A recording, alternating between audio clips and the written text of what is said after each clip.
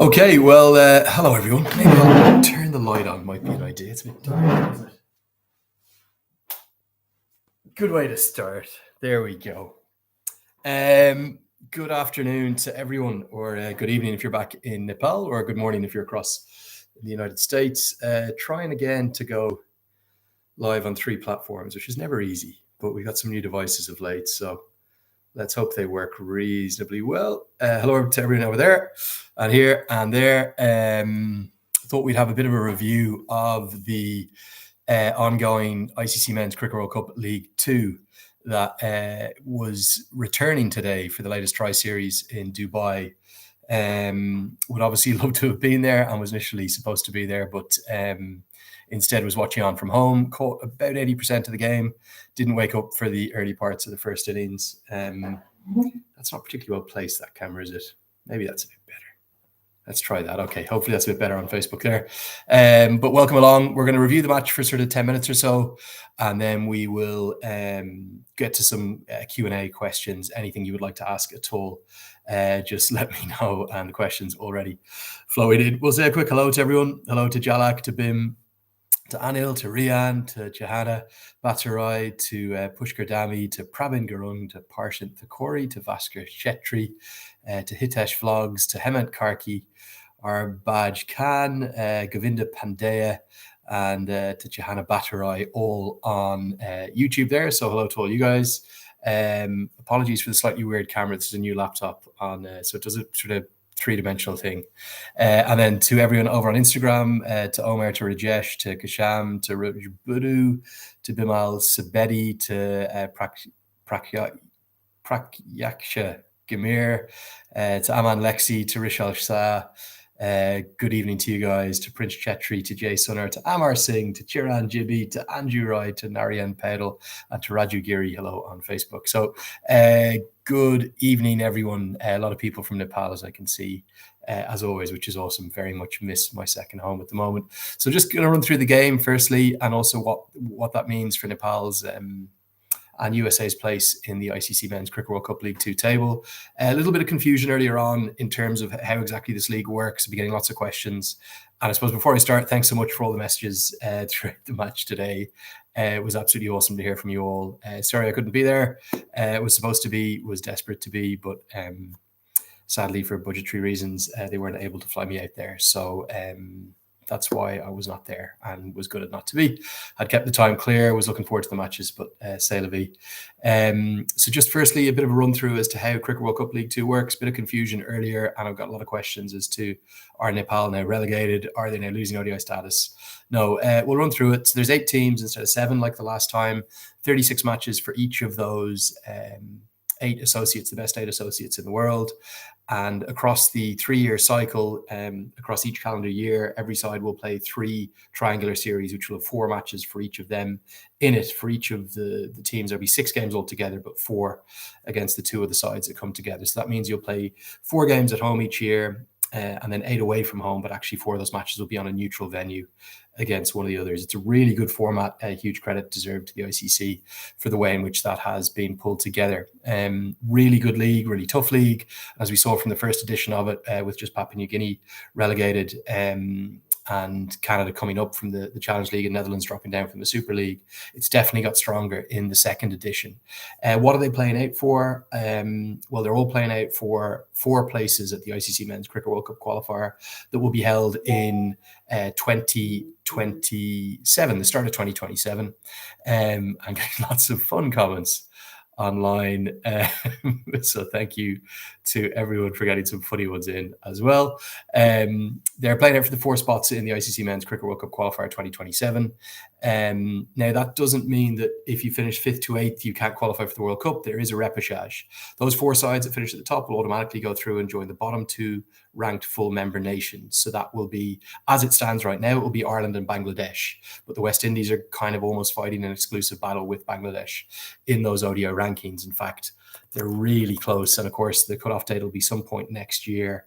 I think right now, how many points separate the 2 of them? Let's get a look. Just 3 points between West Indies and Bangladesh. Zimbabwe qualifies co-hosts automatically as a full member co-host alongside South Africa. And Namibia will have to go through the qualification process, though, to get there, despite co-hosting. So the top 4 spots will join the bottom 2 full members, which very likely to be Ireland. Well, 100% going to be Ireland, and maybe Ireland and Bangladesh as it looks right now. Could be the West Indies. Could even be England if they have a bad run of things as well. And they went down to a defeat today to New Zealand, despite Harry Brooks' century. 5th to 8th then still have another chance. They will go through the ICC Men's Cricket World Cup qualifier playoff against the top 4 sides from the Challenge League, 2 from each of the 2 Challenge Leagues. So as of right now, that looks really likely to be well, certainly Italy and Uganda are looking really good in one division, and then Jersey are looking incredibly strong in the other division. Who is looking good alongside them? I was in Jersey, but I've forgotten off the top of my head. Let's get a quick look. Kuwait or possibly Papua New Guinea are having a bit of a tough time of things of late. Denmark could still get themselves into the mix too. So that'll likely be Jersey, Kuwait, Italy, and Uganda, although Hong Kong could upset that in the other division. Those 4 will join the bottom 4 from League 2. And from there, they'll end up with a position of the final 4 spots being decided from that. But there's a couple of much more important things at play there. If you finish 7th or 8th in this league, which currently Nepal and the UAE are in those 2 bogey slots, or those relegation slots, if you will, they're sitting in a position right now whereby they could lose their ODI status if they finish beneath one of the Challenge League sides, who will end up taking that ODI slot and that ODI status. So yeah, huge amount to be played for, and obviously a lot of cricket still yet to be played. For example, the United Arab Emirates have played 16 of their 36 games, so even though they're finished they're at the moment rock bottom, they can still get back into it. And Nepal, they still have 19 of their 36 games to go, but equally they are in difficult positions.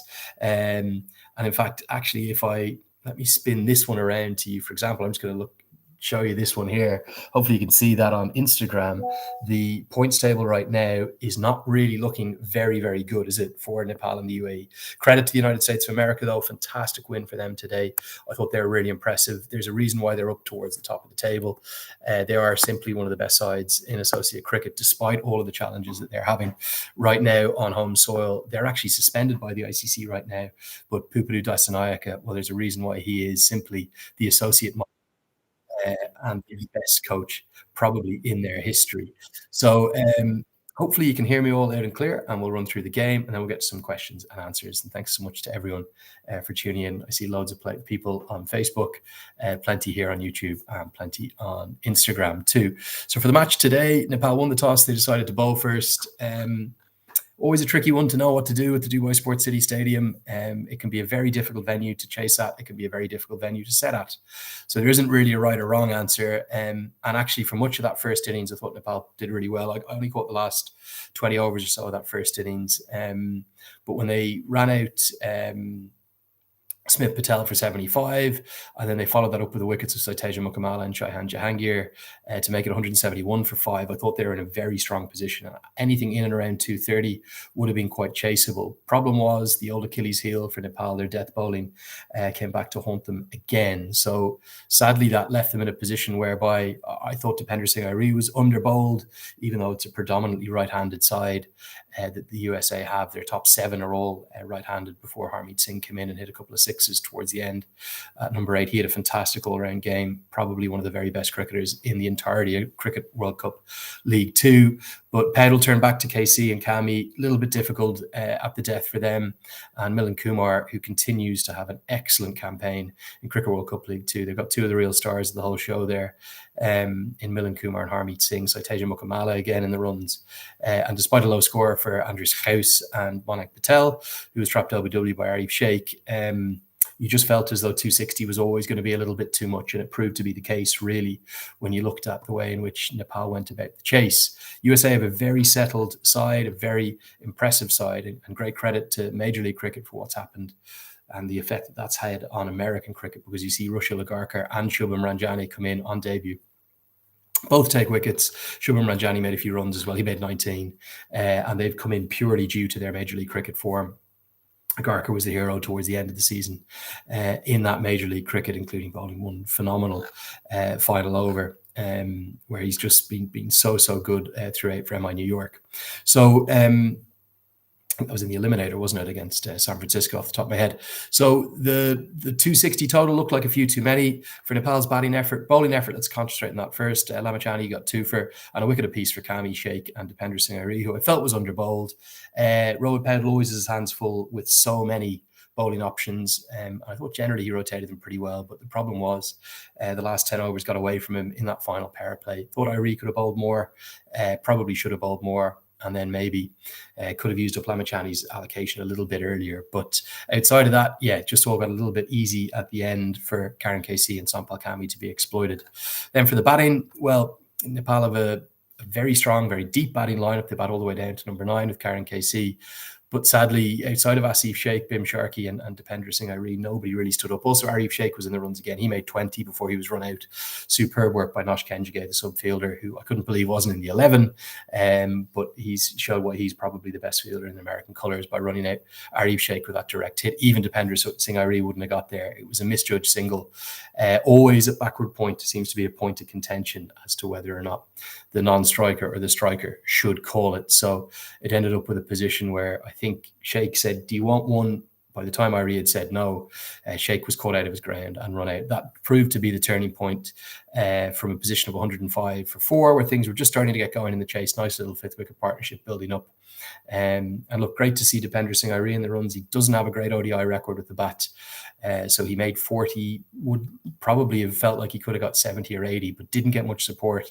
Kami made a few at number 8, but then KC was trapped LBW early and Sandeep Lamachani was dismissed first ball, so nobody really hung around with him. You can't blame him for trying to look for a couple of big ones of Harmeet Singh. Nepal continue to have problems against left arm spin, which is a real surprise given the quality of it across Nepal and across the Nepal Premier League and all the domestic competitions. They have to remedy that. That's a big, big issue. And to allow, yes, Harmeet Singh is a world-class bowler, but you should be able to identify him in that American bowling lineup. Nobody else is really going to threaten you. Netravalkar will bowl economically, and the rest is just medium pace and some reasonable off-spin from Milind Kumar. You have to identify that Harmeet Singh is going to be the wicket-taking threat. You need to play out his 10 overs for 25 or 30 and try to keep things down to 1 or 2 wickets at most. They didn't do that. Harmeet Singh got a deserved first ever 6-wicket haul. And actually, if you look at Cricket World Cup League 2, he was rightfully the player of the match. He hasn't been as good as I think he should have been throughout Cricket World Cup League 2. It's a cheat code. Left arm spin. Bernard Schultz is the leading wicket taker in the competition with 44. Shakil Ahmed is 39 for Oman. He's having a wonderful time of things. But coming into today, seeing Harmeet Singh that is only had 22 wickets in 18 games, which for a bowler of his ability, in my opinion, is much less than he should have. So he showed it up in a big, big way with 6 for today. And Nepal have been left wanting, and certainly their batting was a little bit exposed today. So back to the drawing board for them. That pretty much sums up the review of the match. We'll get to some questions now, but also just going to quickly run through where that leaves things for the rest of the series as well. Probably the good piece of news for Nepal is they don't play again in the Dubai Sports City Stadium. There are 2 more matches in this series at that venue, but both of those will be UAE, the host, taking on the United States of America. So all 3 of the remaining fixtures for Nepal will be at the ICC Academy ground. I don't have a particularly good record at that ground, the Dubai Sports City Stadium. In fact, I think across their history, they've only beaten the UAE once there and have beaten Papua New Guinea a couple of times. That might be it. And they've always been bowled out very regularly at that venue. So a venue that doesn't really hold much fondness or grace for Nepal. They'll be looking forward to getting on to the other venue. And those 2 El Clasico games, the games that will come up on the 30th of October now in 4 days' time, and then on the 5th of November, the 6th and final ODI, I'm hoping to get out to Dubai to watch that game if I can, just to go along as a spectator. But I think those 2 games are going to be absolutely critical. So yeah, let's get to some questions. A big hello to Josh Little, who's joined the live chat. I think he seems to always be on Instagram. Good day, Josh. Don't think you've flown to Dubai yet for Ireland's prep tour of Bangladesh, but wishing you all the best, mate. Hope you're coming back from injury nicely, and always good to see you. Okay, why don't we start with questions on YouTube? So if you're on Facebook, get onto YouTube. Let's start on there, and we'll get through these. We're going to do about, what have we been online for? 15 minutes. We're going to do about 20 minutes of questions, something like that. And we'll see how we go. Okay, Hem Sharmas Shapkoda says, please, I can't understand your English. Can you translate in Nepali? Sorry, today my heart is not happy. Okay, I'm sorry. Apologies, I don't speak enough Nepali to do even 5 minutes of this in Nepali language, but I will wish you well and a warm namaskar and good evening to you there. And I won't be able to do any more than that. I've got about 20 words now. I'm trying to learn a bit more. A few of the players are teaching me a bit more, but not for now. Okay. Very kind of you to say that, Hem Sharma. Irish Vlog says, poor batting. Yeah, keep the questions coming in, guys. Let me know your questions, and I'll see if we can answer some of those. Hamant Karki says, our left-arm spinner is wicketless, and their one takes 6, which clearly shows the class of Harmeet and the captaincy of Monank Patel. Yes, Harmeet Singh is a class bowler. We were just talking about that. But Lalit Rajbanshi is a superstar as well. And he's actually had a really good Cricket World Cup League too. I think he's been the most consistent bowler for Nepal in what's been a difficult campaign across the couple of years. If I get his numbers up here now, yeah, he's taken 15 wickets in 12 games up to today, an economy rate of under 4, which is really good. He went to 4 and over today. Maybe the one thing he would like to correct is his best so far has been just 2 for 20. Would like to get a few more wickets, but he's a controlling bowler, he's a holding bowler, and he's a very, very good one. Okay, Prakash Pokral says, what about attacking the ball before 2 wickets and last 10 overs? I mean, playing like T20 for these conditions. I understand your point, but I think it's very difficult. You have to build an innings in ODI cricket. Nepal were bowled out with plenty of time to spare today. They were bowled out with over 11 overs to bat. So there's no point in attacking if you're not going to use up all your overs. And I don't think that would necessarily be the right approach. Mahesh Chakra makes one really good point. He says, do you think warm-up matches would have been helpful? Very difficult for Nepal. Coming off a series of T20 games, series of highly pressured T20 games that included the Unity Cup and then, of course, the crucial T20 World Cup men's qualifier for the East Asia Pacific region. They stayed unbeaten in that. They beat the West Indies 2-1. So mission accomplished, mission done there that Rohit Paudel and Gulshan Jan, Stuart Law said they would do. The problem is they've ended up with a position now of having to switch format. They have about 5 days in between. They needed a couple of days off, which I think is a very good decision. They took a couple of days off, but they didn't get an official warm-up in, whereas the USA did get a warm-up in officially. You've got to remember, though, there's a reason USA are now officially top of the table. Sundartha Gunna says, what about Rohit Paudel? His poor form continues. Didn't look great today. Thought the conditions would be ideal for him. Kind of day where you'd have to guts it out and grit it out. That's why Asif Sheikh looks so good, and credit to the vice captain as well. But look, Rohit Paudel is always just an innings or 2 away from being back at his very best. He got lots of starts up in the Netherlands, Scotland series up in Dundee. I think he made a couple of 30s and a 20 in the 4 games there. And before that, in the last series, he was making 96 against the USA. He's got a good record against America, so I'd expect him to bounce back soon. Okay, next question. Govinda says, Nepali players are taking so many balls to score runs and getting out without making many runs. What is the problem today? It's a very good American bowling attack that doesn't bowl many bad balls. And I was impressed with the American fielding today. Usually that can be a slightly weaker aspect of their game. But Saiteja Mukamala took 2 excellent catches. One of them in particular, the catch of Paudel, was an outstanding one. And look, I think they were outplayed today, outskilled today in tricky circumstances. And they were well beaten. Not much more to it than that. Sportspeak says Nepal will shine in the next match like your head does. Thank you for that. Yep, freshly shaved. Takludai, bald head on me. Still loving that there. Sundeep, nice to see you, pal. Hope all is good back home. Congratulations again on qualifying. Nice to see Sundeep Jora in the Instagram chat there. Going to keep going with the YouTube comments. Shishir says the squad feels balanced, but what changes would you like to see in the next match? I think Nandan Yadav will play, particularly for his death bowling skills. I'm not certain if he was 100% fit because he did battle a few fitness injuries throughout the qualifier there in Oman. I would expect he will play. Who he'll come in for, I don't know. Might be Karen KC that will miss out. Sampal Kami really extends that batting lineup a bit because he looked good, didn't he? And only made 11. That would probably be the only change I would see as likely. maybe Anil Shah comes in or Kushal Malla, but unlikely. I would think maybe just Nandan Yadav comes in as the change. Okay, we're going to do 5 more questions on YouTube, then we're going to come on over to Facebook. Okay, Bibek Chan says, Anil Shah was the highest run scorer in ODIs for Nepal in 2024. Now he's struggling to make the place in the playing 11, but he has scored 2 50s against the USA. Yeah, look, good question. Probably a little bit of a toss-up call as to whether to go with Anil Shah or not. I think the problem was his last 3 games, he's really struggled. Last 3 scores for Nepal, 3, 1 and 2. He's a fine player. He's a stylish stroke maker. I do think the conditions would probably suit him a little bit better there at the ICC Academy, so maybe he will come in. Pratik Thapa says, Di, missing your commentary in this series. Your voice is like the strength of Nepal fans. It's very kind. Thank you so much.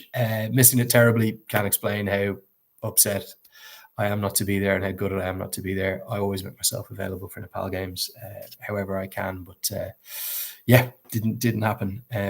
So sad to report that, but I'll be watching all the games. Okay, next question. Dipesh Shahi says, skill issue or mental issue do you feel with Nepal's batting? Maybe a little bit of both. I think certainly technically, if you look at Asif Sheikh and Rohit Paudel and Arif Sheikh, they look very adept for these conditions and with the skill set for these conditions, but not at their very best. Difficult to switch between the formats. People forget about that, just how tricky it is to change between the first format and the second format of the 2 white balls, so T20 and ODIs. Suman Junkarki says, does opening batting need some change? Definitely not. I would stick with Bertel and Sheikh in both formats for the moment. Last 2 questions on YouTube. I can promise you that's not the case, but Sagan says, Nepal lost the match when you announced that you will not be there as commentator. I have no effect whatsoever in the Nepal team. I'm sure they'll have missed me after the game, maybe, but not during the game. They're busy on their work, although I certainly miss being there. And then Sanzer says, Nepal, when they play T20, it feels like they are ODI specialists, but when it comes to ODI, it doesn't feel like they are. It's very difficult to manage the 2 formats. So I suppose, stick with the team. And Saksham is asking whose fault was Arif Sheikh's run out. I think 50-50, maybe slightly more Arif's. He shouldn't be leaving his crease that much without knowing for certain there's a run. And I don't think even with the speed of Dipender Singh Airee, he would have got close to getting there. Okay, we're going to come on to Facebook and get to some questions. Don't write them multiple times. I'll see them as they come. We'll start with Sandesh, though. You don't need to write it loads of times, buddy. It's okay. I see it now. Sandesh Dangi says, don't you think Gulshan Jah should be promoted to top order, number 3? I do think he's being underused. I thought he was underused in the T20 games where he was kind of pigeonholed as just that finisher role. I think he's a better cricketer than that and deserves a little bit more opportunity, but it's a little bit like the entire Nepal side.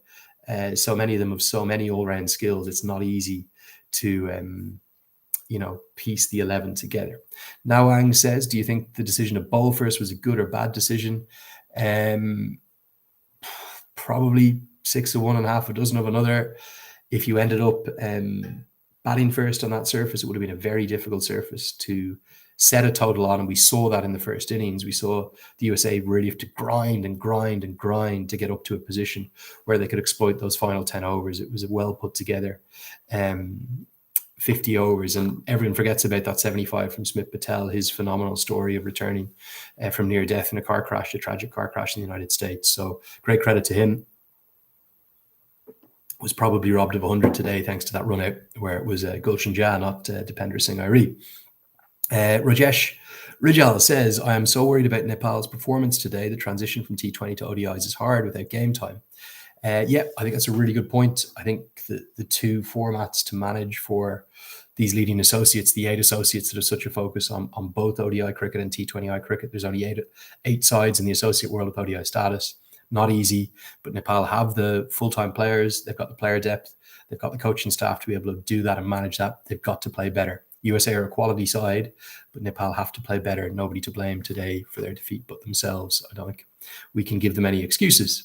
Prem Vista says, Di, please come to the MPL this season. We want your commentary because it gives energy to us. I would love to, mate. Let's hope that would be the case. Let's hope we got an announcement to come soon.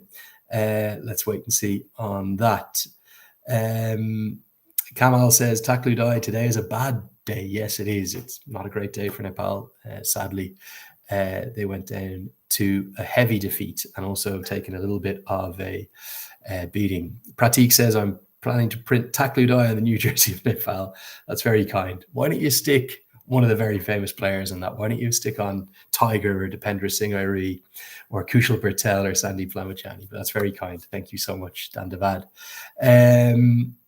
Okay.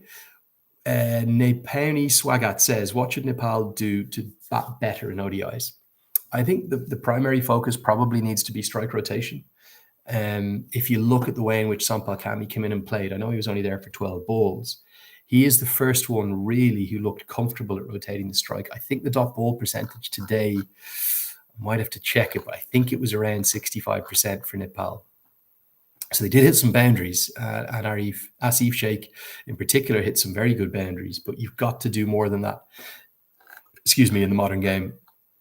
He hit 5, Bim Sharkey hit 3, and Arif and Dipendra hit 2 and 3 respectively, but there was far too many dot balls, and those dot balls proved very, very costly. They're playing out maidens quite regularly.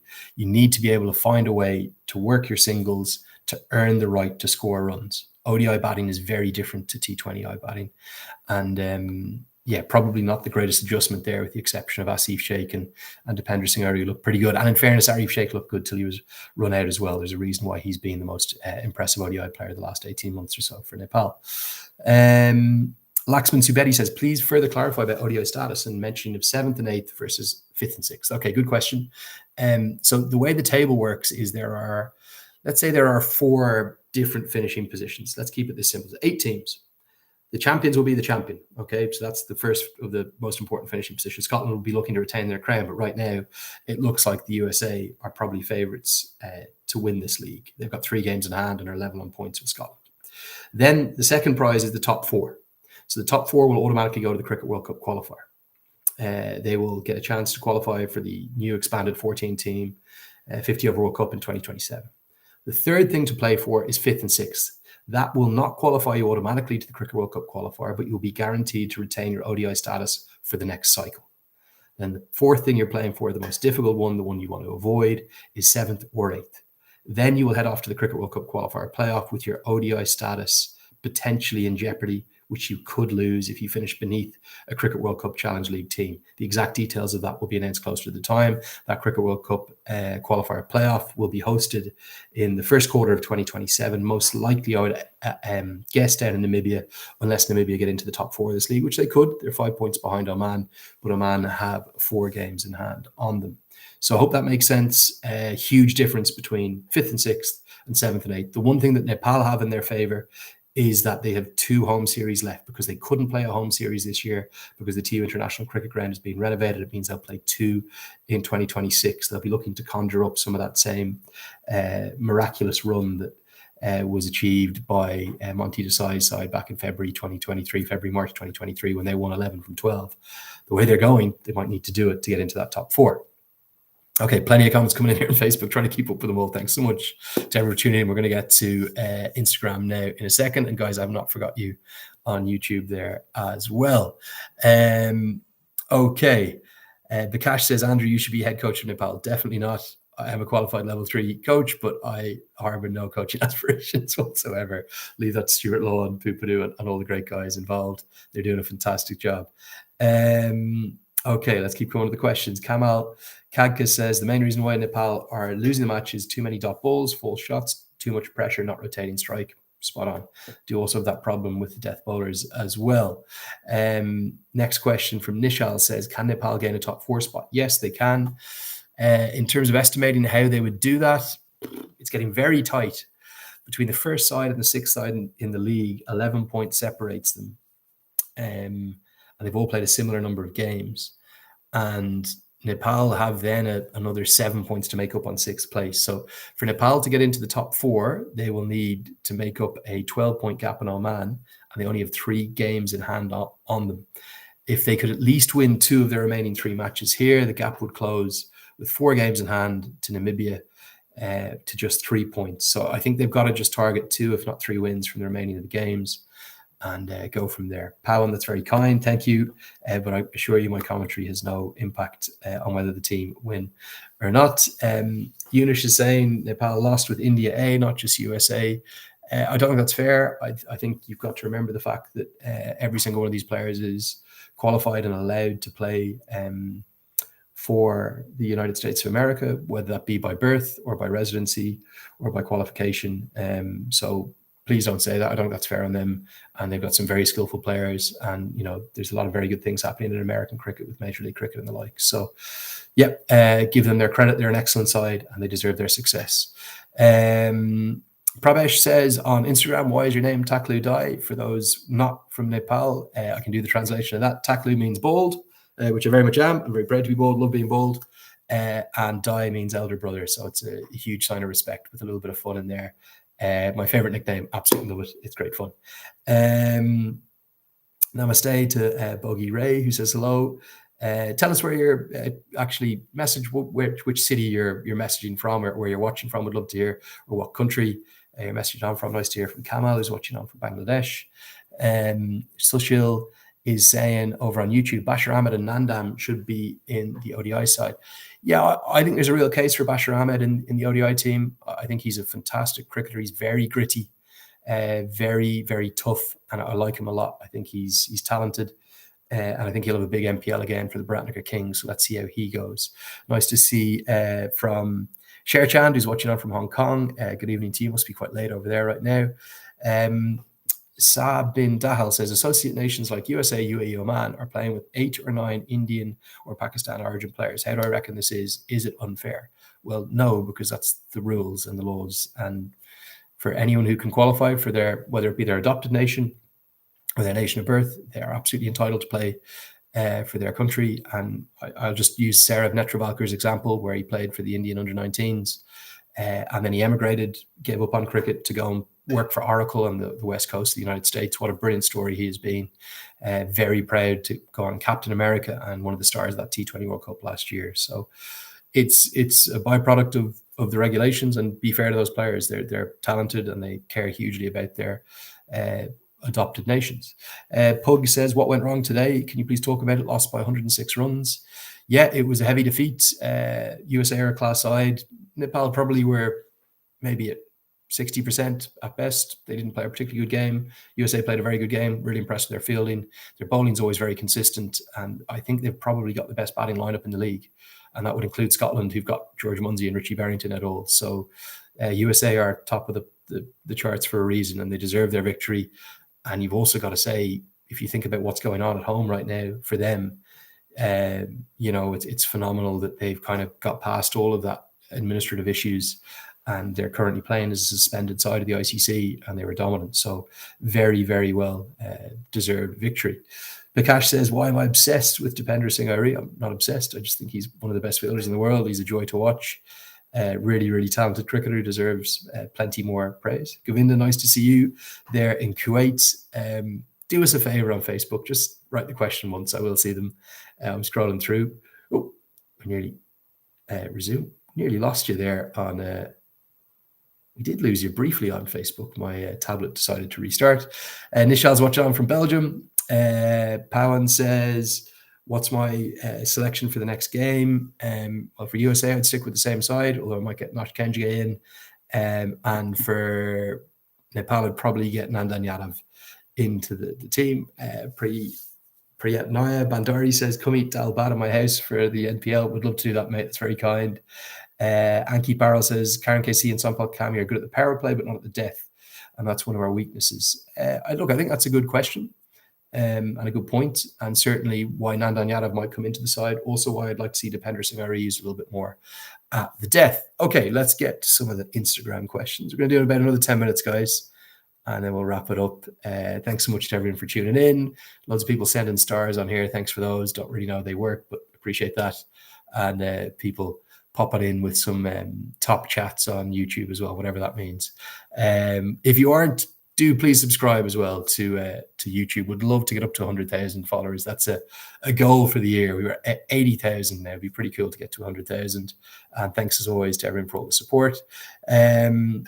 So let's get some of the questions on Instagram. the the Prajwal says, what's your thoughts on Kushal Malla in the squad? Yeah, definitely deserves a spot. Probably would look to play him more in the T20 stuff, but actually the way that Nepal's batting is struggling a bit, he could be an option here in the ODIs. Bashir Ahmed's another good choice. He's not in the squad. It's probably between the two of them. Let's see how they both go. Someone says, please wear the Dhaka topi. Always have it near me. There it is there. I'm going to show you what I bought in Oman as well, actually. I quite like that. I don't know the name of the national Oman hat, but I thought that was cool. That one kind of fitted my head a bit better. What do you think of that one? That one's pretty cool, isn't it? Very nice. Yeah, loving that. Someone tell me if you're from Oman what that, and then I always have my Dhaka topi on me as well. There she is there. Look at that. She looks better than ever. Look at that. Beautiful. Cannot beat that. So yeah, they're always near me. What is the next question? Shra says, am I coming to Nepal for NPL season 2? I hope so. Let's wait and find out. Nishal says, when are we seeing Ireland's senior side touring Nepal for a series with a winky face? You would love to see that happen. I'm very much trying to make that happen and asking both boards to try and make that happen. Suraj says, good night. Yeah, we're about that time, aren't we? Going to say good night from me shortly too. Sushil says, USA are more professional than other associates in the Cycle Cricket World Cup League 2. I don't know about being more professional. Their board's currently suspended, but certainly the most impressive on the field, and an incredible achievement from them to battle past all those issues that they're having at home at the moment and to get the win today. Pupadu Dasanayaka deserves a huge amount of praise. Kishab says, where am I right now? Back home in Ireland, very briefly. We'll hopefully be flying out in about 8 days' time. I'm going to try and catch that last Nepal ODI in UAE before heading on to my next gig. Sa says, can Anil Sa replace one of the other two openers? I think if he's going to play, he should bat 3. I think Kushal Patel and Asif Sheikh will stay up top. Sa also says, how can Nepal lose an ODI with the likes of Asif, Arit, Rohit and Bim on our side?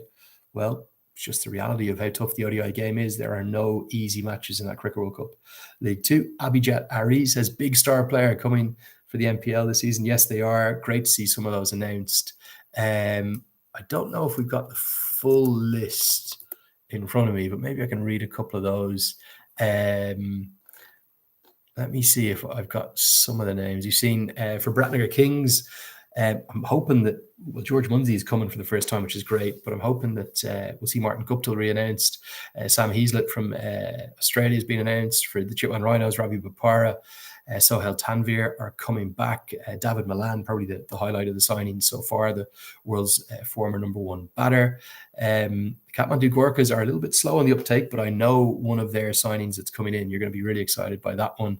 For the Karnali Yaks, we've seen Max O'Dowd be signed alongside Will Basisto. Max O'Dowd's a superb player. Mark Watt has also gone to them, probably one of the foremost left-arm spinners in the world. I would expect Harmeet Singh to be in demand again. I know he came in for the end of the tournament last season. Scotty Kugeline for the Sudar Royals, who may be favourites for this season again with the depth of their squad, captained by Dipender Singh Airee and Chris Lynn. It's going to be really exciting to watch how he goes. Pokhara have signed Adam Rossington, who's a very, very big hitter. Wait to see how far he hits the ball, the former Middlesex and current Northants English county player. Darcy Short, former Australian star, he's signed for the Lumbini Lions. They've got a couple of the big names that are going to be signed and announced soon. And then Lahiri Malantha, who is an excellent cricketer, and actually I'm surprised he's not in this USA side. It shows how good that American team is. He's been signed already by the Janakpur Bolts. I think there's plenty more names that will be coming up in the coming days. Thank you so much to KOC on... I can't give you I'll give you the first letter of the first name of one of the players. J. There's a J coming. There you go. See if you can guess that. It's so broad. Anything could happen. Pokemon says, I think Nepal players are fits, but they're like Cheetah, who run fast, but only for a few minutes. Can they stay the long time? Yes, they can. They're very fit throughout the game. Jimmy Neesham, good guess. Let's hope he's re-signed, but that wasn't who I meant. Somebody says Barca versus Real Madrid. I don't know what that means. I presume they're playing football today. Much more excited about the Associate El Clasico in 4 days' time. Jay Nepal says Dilip Dungana. Jay Nepal indeed, or Jai Nepal. And let's get to the final. We're going to do 5 questions. Finding Johnny Bairstow, someone says that would be a big signing, wouldn't it?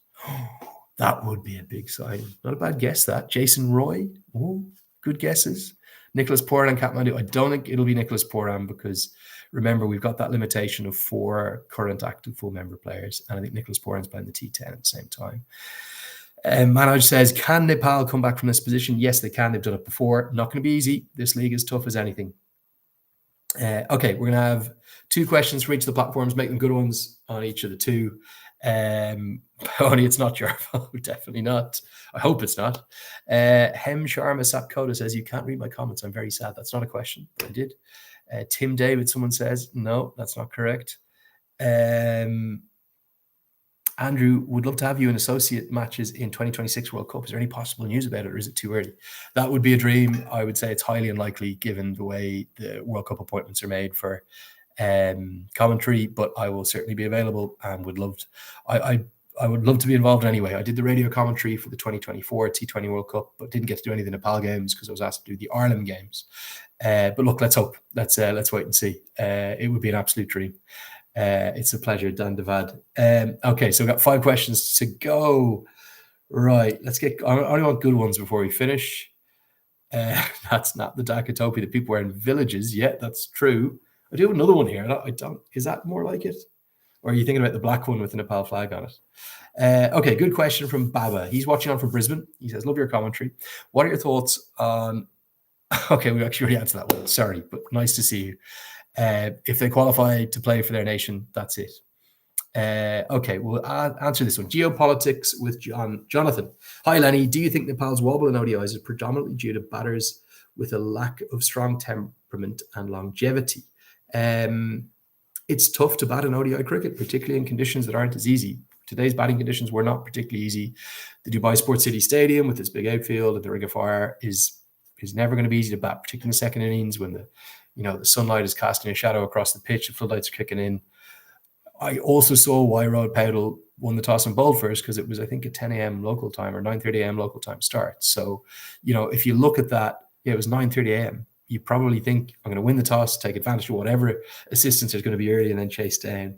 He might have got a little bit waylaid for that. 4 questions to go. Subash says, I think you should get a tattoo written Taklu Dai. That's never going to happen. Don't like tattoos myself, but each to their own. I know some people they look really good on. Don't think they would look good on me, and I like feeling clean, so that's not going to happen. Abhijet Airee says, Kathmandu Gorkhas have not signed any player yet. Do we know the mindset of Monty Desai, the head coach? They have. They just haven't been announced yet. I promise you. Okay. Nyank, we'll go with your question. Should Airee come down one place instead of being in the ODIs? Don't quite know what you mean there. Airee come down one place. Oh, come one down. Should he bat at number 3? Yeah, quite like that shout. But he's very good in the later overs. If they lose an early wicket, I'd be sticking with Bim Sharkey. Yeah. Nirajan Acharya says, Andrew, do you think the team has too many all-rounders? And is that why the batting strength is decreased? I don't think that that's necessarily a weakness, but I think it can be a difficulty to manage. I think they're blessed with all their bowling options and the depth of their batting. Like, if you think about it, Sandeep Lamachani all the way at number 10 has got plenty of good scores in his career as well. So, although I got an early one today. Okay, final 2 questions. We've got 2 to go. Let's have a look. Let's get some good ones, please, guys. I'm not going to read this whole one, but I thought this is a good point. Poor umpiring today. Gulshan Jha was given out wrongly. Look, these decisions are always really, really close. There's no third umpire or DRS at this. Angelo Matthews, forgot about him. Thank you, PA1. He's gone to the Lumbini Lions as well. There's no DRS, and it's hard for us to tell when we're at the ground, let alone when you're watching on the ICC TV stream. I thought Gulshan Jha was really lucky to survive an LBW shade off Milind Kumar the over before, but I think you're probably right. I don't think he hit that one to the keeper. Good night to you, Dream7. And Sports Speak, best of luck with your videos. So yeah, good question. Last 2 questions. Get them in. Tell me where you're watching from and get your questions of interest in, and then we're going to wrap it up. Been going about 40 minutes. Great numbers on, guys. Thanks for joining and getting involved. Powen, I can't tell you which player it is because I'm sworn to secrecy, but you got some great names coming in, I promise you. Soon. Okay.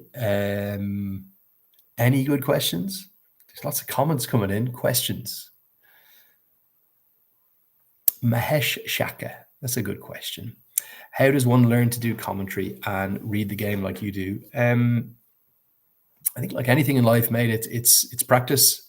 The more you get to do of it, the luckier you are, and you would hope that you would get better the more you get to do.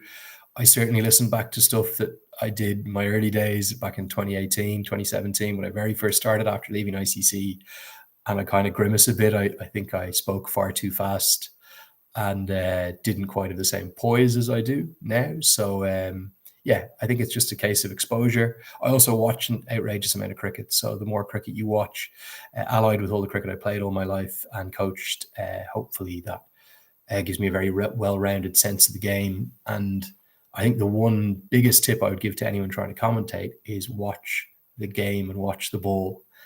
So many people I even sit with at quite good levels forget, like, I don't know what they're looking at, but they're certainly not looking at the play. And that's your job, to be, describing and analyzing the play depending upon your role. So you've got to make sure you're actually really watching very intently. And sometimes I wonder what people are looking at when they're actually doing it. But yeah, I love to do it and feel really lucky to be doing it full time. And that's mainly thanks to all your support. So thank you. And Dandavad to all of you from Nepal in particular. Good night, the Corey. Final question. Let's go with this one. Gayatraj Roshan says, what do I think? Can Nepal fight back for the final 3 matches? Tak Ludai. Yes, I think they'll probably win 2 from 3. But I think they might beat the USA once as well. So maybe they could win 3 from 3. I think things will suit them better across at the ICC Academy. I think the fact that they've got 3 days off before the next game is a good thing. They'll probably get their heads down very heavily into training. And I think this will be a bit of a shock to the system, this heavy defeat. But I would back them to win 2 of their remaining 3 matches. To win all 3 would be a remarkable achievement and task. But Stuart Law has already shown that his boys can do it in his short time in charge. So that's going to wrap it up. I want to thank you all so much for watching. Did about 45 minutes there. If you're happy with these, let me know in the comments. I will come on and do one of these for each of the 6 games. Maybe try to do a preview video for the next match as well. And yeah, hopefully be out there on the ground for the final game. So guys, thank you so much. Really appreciate you all tuning in. I'm going to close off each one of these one by one. That's the end of Facebook. Cheers there, guys, on Instagram. Thanks for tuning in, everyone. And then for the hardcore here on look at that, really great technology, isn't it? On YouTube, thanks so much, you guys. You're the best. 80,000 of you subscribed here. Spread the word if you can. Would love to try and get to 100,000 this year in particular. Little goal that I've set myself. So if that could happen, would be really grateful. And hopefully you enjoyed this, and we'll tune in with more coverage of the remainder of this ICC Men's Cricket World Cup League 2 series. Peace for now. Much love. Dandavad and namaste.